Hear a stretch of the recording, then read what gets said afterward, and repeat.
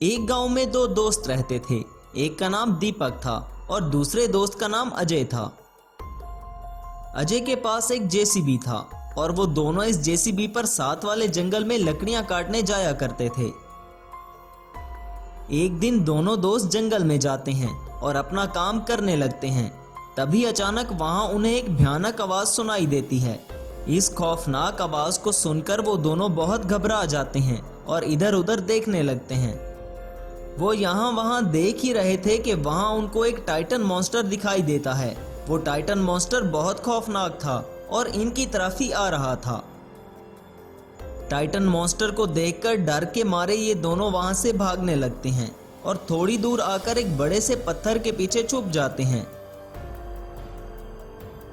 लेकिन उनकी जेसीबी वहीं रह जाती है, इसलिए वो टाइटन मॉन्स्टर उस जेसीबी को वहीं पर तबाह कर देता है। जेसीबी को तबाह करने के बाद वो टाइटन मॉन्स्टर गांव की तरफ ही आ रहा था। ये देखकर दीपक और अजय अपनी जान बचाकर गांव वापस आ जाते हैं। तब अजय दीपक से कहता है, दीपक, वो टाइटन मॉन्स्टर तो इसी गांव की तरफ आ रहा है, हमें यहाँ से भाग जाना चाहिए वरना हमारी जान को खतरा हो सकता है। ये सुनकर दीपक कहता है, तुम्हारी बात तो ठीक है, लेकिन हमें इन सब मासूम गांव वालों की जान बचानी होगी। तब अजय कहता है, लेकिन तुम इस टाइटन मॉन्स्टर का सामना कैसे करोगे? तब दीपक अपने एक साइंटिस्ट दोस्त को कॉल मिलाता है जो आजकल रोबोट्स पर रिसर्च कर रहा था। दीपक अपने साइंटिस्ट दोस्त को टाइटन मॉन्स्टर के बारे में सब बताता है। तब वो साइंटिस्ट कहता है, मेरा रोबोट अभी इस टाइटन मॉन्स्टर से लड़ने के लिए तैयार नहीं है, मुझे इसको अपग्रेड करना होगा। वैसे भी इसको पूरी तरह तैयार होने में कुछ समय लग जाएगा। उसी वक्त अचानक वो टाइटन मॉन्स्टर गांव में आ जाता है।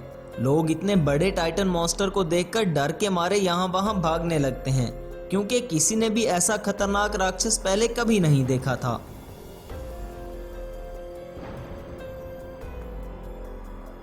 तब दीपक उस टाइटन मॉन्स्टर को रोकने के लिए वहां पर आर्मी को बुलाता है।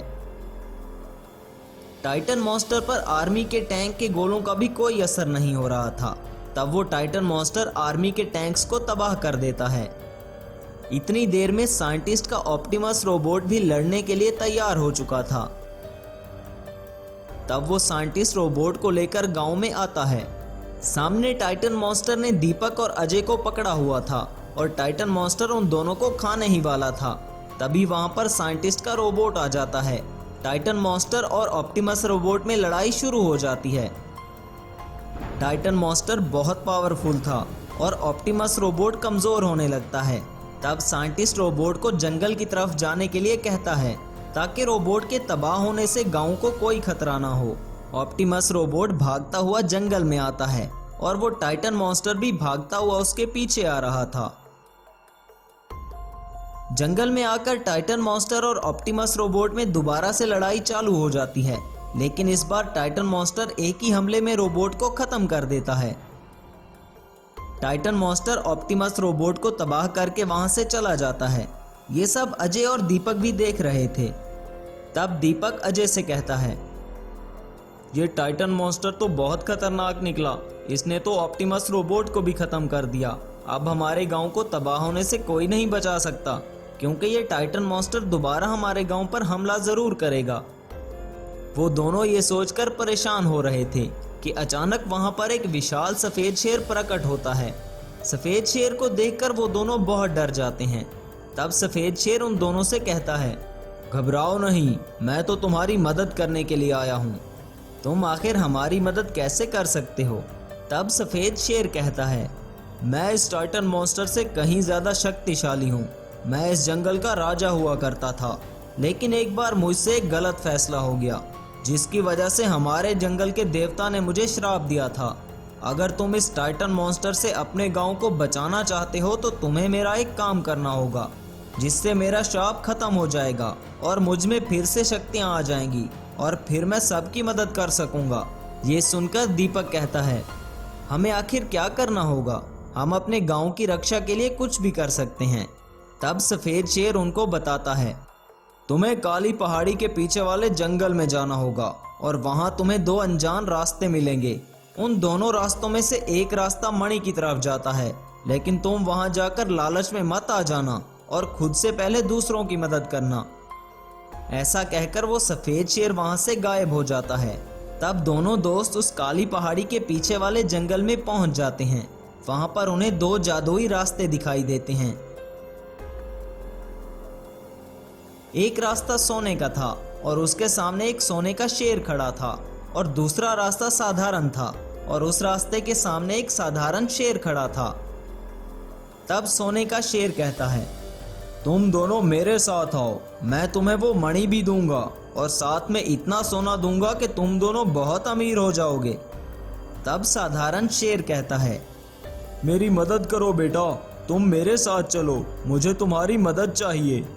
ये सुनकर अजय कहता है, दीपक हमें सोने के शेर के साथ जाना चाहिए। तब दीपक, तुम्हें उस सफेद शेर की बात याद है ना, खुद से पहले दूसरों की मदद करनी है। ये सोने का शेर हमारा ध्यान भटका रहा है। तब अजय दीपक की बात मानकर उस साधारण शेर के रास्ते पर चला जाता है और वो दोनों गुफा के अंदर जाते हैं। गुफा में सामने ही एक चमकदार मणि पड़ी हुई थी। मणि को देखकर वो दोनों बहुत हैरान होते हैं। तब वो साधारण शेर एक शेर में बदल जाता है और कहता है, ये दोनों रास्ते मेरे ही थे, लेकिन तुम दोनों ने लालच ना करके सही रास्ता चुना और अब तुम इस मणि को ले जा सकते हो। तब वो दोनों मणि लेकर जंगल में वापस आते हैं और वहां फिर से वो विशाल सफेद शेर प्रकट होता है।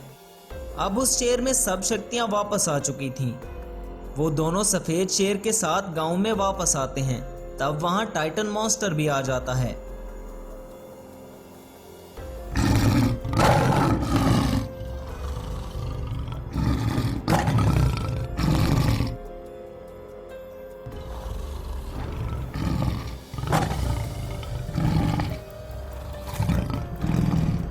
शक्तिपुरा गांव में सुरेश और आकाश नाम के 2 दोस्त रहते थे। सुरेश के पिताजी इस गांव के सरपंच थे, जबकि आकाश का इस दुनिया में कोई भी नहीं था, इसलिए वो इन गांव वालों को ही अपना परिवार मानता था। उसी गांव में राहुल नाम का एक बिजनेसमैन रहता था और वो एक दिन सोचता है, ये गांव शहर के बहुत पास है, अगर मुझे किसी तरह इस गांव की सारी जमीन मिल जाए तो मैं यहाँ फैक्ट्री लगाऊंगा। इस तरह मैं बहुत सारा पैसा कमा सकता हूँ। अगर इन गांव वालों ने मुझे ये जमीन ना दी तो मेरा बहुत नुकसान हो जाएगा। तब वो आदमी गांव के सरपंच के पास जाता है और कहता है, सरपंच जी, मैंने सुना है इस बार सब गांव वाले मिलकर आकाश नामी लड़के को सरपंच बनाने वाले हैं। ये सुनकर सरपंच कहता है, अरे ये तुम क्या कह रहे हो, तुम्हें ये किसने कहा? तब वो बिजनेसमैन कहता है, मैंने सब गांव वालों को आपका कहा कि मुझे सरपंच जी ने भेजा है और मैं आपकी जमीन खरीदना चाहता हूं। तब उस आकाश ने सब गांव वालों को मना कर दिया। मुझे तो लगता है सरपंच जी कि वो आपसे ज्यादा इस लड़के की बात मानते हैं। अगर आप मुझे वो जमीन खरीद कर देते हैं तो आप मेरे 30% के पार्टनर होंगे। तब सरपंच ने कहा, अरे तुम फिक्र ही मत करो, वो लड़का मेरे बेटे का दोस्त है, मैं अभी उसे अपने पास बुलाकर समझाता हूँ, लेकिन मेरा 30% का शेयर याद रखना। सरपंच अपने बेटे सुरेश और आकाश को अपने पास बुलाता है और कहता है, सुनो आकाश, इस बिजनेसमैन को मैंने गांव वालों की जमीन खरीदने के लिए भेजा था, तुम मेरे सामने मत आना वरना अच्छा नहीं होगा। ये सुनकर आकाश ने कहा, ये आप गांव वालों के साथ ठीक नहीं कर रहे, मैं आपको गांव वालों की जमीन बेचने नहीं दूंगा। ये सुनकर सुरेश कहता है, अरे आकाश, ये तुम मेरे पिताजी से किस तरह बात कर रहे हो, तुम यहाँ से चले जाओ। ये सुनकर आकाश, ठीक है मैं यहाँ से जा रहा हूँ, लेकिन अगर तुमने या तुम्हारे पिता ने गांव वालों से जबरदस्ती करने की कोशिश की तो अच्छा नहीं होगा। आकाश वहाँ से चला जाता है। सरपंच अपने बेटे को लेकर बिजनेसमैन से मिलवाने जाता है। तब वो सरपंच के बेटे सुरेश से कहता है, मैंने सुना है तुम एक साइंटिस्ट हो, अगर तुम अपनी महारत से एक रोबोट बनाओ तो ये गांव वाले और वो लड़का आकाश हमारा कुछ नहीं कर पाएंगे। सुरेश भी उस बिजनेसमैन की बातों में आ जाता है और एक रोबोट बनाने की ठान लेता है। सुरेश अपनी लैब में एक पावरफुल जेसीबी लेकर आता है और उसे अपने कंप्यूटर से कुछ कमांड देता है, जिससे वो साधारण जेसीबी एक जेसीबी रोबोट में बदल जाता है। तभी उसके पास वो बिजनेसमैन आता है और कहता है, तुम ये रोबोट मेरे हवाले कर दो, बदले में तुम बाप बेटा दोनों मेरे 50% के पार्टनर बन जाओगे। 50% पार्टनरशिप का सुनकर सुरेश भी लालच में आ जाता है। सुरेश उस मॉन्स्टर रोबोट में एक चिप लगाता है जिससे जेसीबी एक इंसान की तरह बोलने लगता है और कहता है, बोलिए सर, मुझे क्या करना होगा, मैं आपके किस काम आ सकता हूँ। सुरेश उस रोबोट का रिमोट कंट्रोल बिजनेसमैन के हवाले कर देता है और वो रोबोट से कहता है, रोबोट तुम जाकर गाँव वालों को डराओ और उनके घरों को तोड़ो और जो तुम्हारे रास्ते में है उसे उड़ा दो। मुझे पूरा गांव खाली चाहिए, इसके बाद मैं अपनी फैक्ट्री लगाऊंगा। जेसीबी मॉन्स्टर रोबोट गांव में आता है और गांव वालों से कहता है, तुम सब लोग ये गांव छोड़कर यहाँ से चले जाओ वरना जान से जाओगे। मैं अभी इस गांव को खाली कर दूंगा, यहाँ से भाग जाओ। ये सुनकर एक गांव वाला कहता है, अरे ये हमारी जमीन है, हम इसे छोड़कर कहीं नहीं जाएंगे, चाहे तुम हमारी जान ही क्यों ना ले लो, ये जमीन हमारी माँ है। तब वो रोबोट गुस्से में आकर लोगों के पीछे भागने लगता है, गांव के पेड़ उखाड़ने लगता है और लोगों की गाड़ियों को भी तबाह करने लगता है। ये सब देखकर गांव के कई लोग अपने अपने घर छोड़कर वहां से भाग जाते हैं। तब गांव में बिजनेसमैन और सरपंच का बेटा सुरेश आते हैं। बिजनेसमैन गांव वालों से कहता है, मैंने कहा था ना, तुम सब लोग अपनी अपनी जमीन मुझे बेच दो, मैं तुम्हें 24 घंटे का वक्त देता हूं। अगर तुमने ये जमीन मेरे हवाले ना की तो ये रोबोट तुम सबको मार डालेगा। ये सब सुनकर एक गांव वाला आकाश के पास जाता है और कहता है, अरे आकाश बाबू, वो बिजनेसमैन हमारे गांव में एक रोबोट लेकर आया है। वो रोबोट हमारे गांव में तबाही मचा रहा है और उसके साथ सरपंच और उसका बेटा भी हैं। उन्होंने धमकी दी है कि अगर हम सब ने अपनी ज़मीन उसके हवाले ना की तो वो हम सबको मार डालेगा और हमारे घरों को भी तोड़ डालेगा। ये सुनकर आकाश ने कहा, अरे तुम फिक्र मत करो काका, मैं सब संभाल लूँगा।